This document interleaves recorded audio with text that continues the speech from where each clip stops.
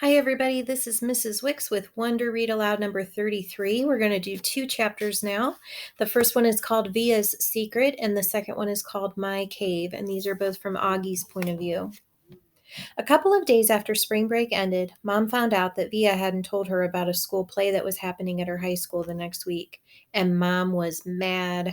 Mom doesn't really get mad that much, though Dad would disagree with that, but she was really mad at Via for that.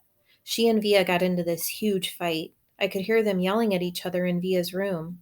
My bionic lobot ears could hear Mom saying, "But what is with you lately, Via? You're moody and taciturn and secretive." "What is so wrong with my not telling you about a stupid play?" Via practically screamed. "I don't even have a speaking part in it."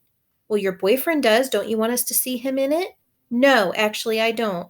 "Stop screaming." "You screamed first. Just leave me alone, okay? You've been really good about leaving me alone my whole life, so why you chose high school to suddenly be interested, I have no idea." Then I don't know what Mom answered because it all got very quiet and even my bionic lobot ears couldn't pick up a signal. This chapter is called My Cave. By dinner, they seemed to have made up. Dad was working late. Daisy was sleeping. She'd thrown up a lot earlier in the day, and Mom made an appointment to take her to the vet the next morning. The three of us were sitting down and no one was talking. Finally, I said, "So, are we going to see Justin in a play?" Via didn't answer but looked down at her plate. "You know, Augie," said Mom quietly, "I hadn't realized what play it was, and it really isn't something that would be, interesting to kids your age." "So I'm not invited?" I said, looking at Via. "I didn't say that," said Mom. "It's just that I don't think it's something you'd enjoy." "You would get totally bored," said Via, like she was accusing me of something.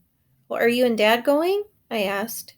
"Dad'll go," said Mom. "I'll stay home with you." "What?" Via yelled at Mom. "Oh, great, so you're going to punish me for being honest by not going?" "You didn't want us to go in the first place, remember?" answered Mom. "But now that you know about it, of course I want you to go," said Via. "Well, I've got to weigh everyone's feelings here, Via," said Mom.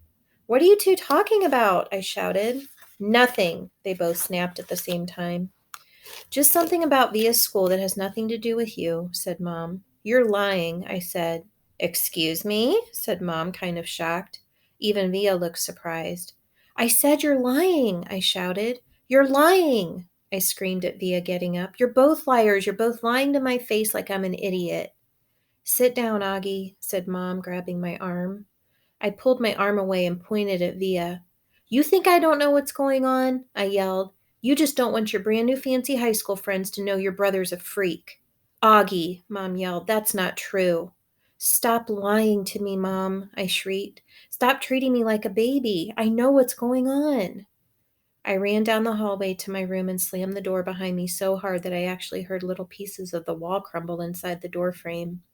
Then I plopped onto my bed and pulled the covers up on top of me.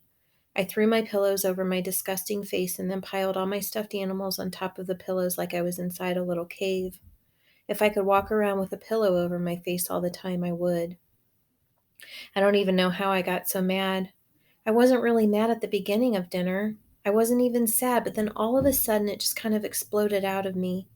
I know Via didn't want me to go to her stupid play, and I knew why.